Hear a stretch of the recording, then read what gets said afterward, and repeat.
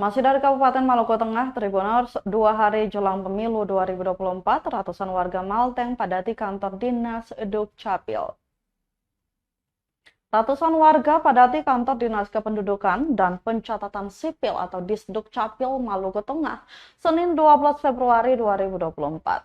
Pantauan Tribunam.com di lokasi, tampak warga yang didominasi pemilih pemula itu mengantri di depan kantor Disdukcapil sejak pukul 8 pagi. Warga lainnya Andreas, 17 tahun, warga Kampung Baru, Negeri Haruru, Kecamatan Amahai ini, mengaku sudah mengantri giliran sejak pukul 9 pagi. Andre menjelaskan dirinya mengurus KTP agar bisa menggunakan hak suaranya di pemilu nanti.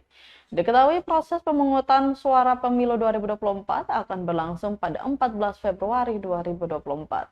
Animo masyarakat Maluku Tengah untuk mengurus KTP elektronik disebut meningkat sejak sepekan terakhir.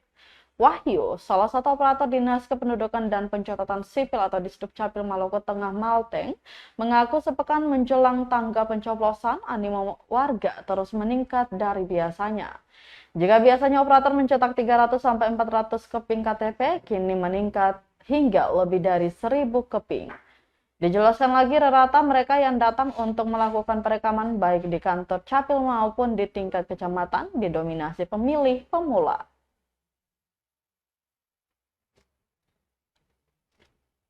Download Tribun X sekarang, menghadirkan lokal menjadi Indonesia.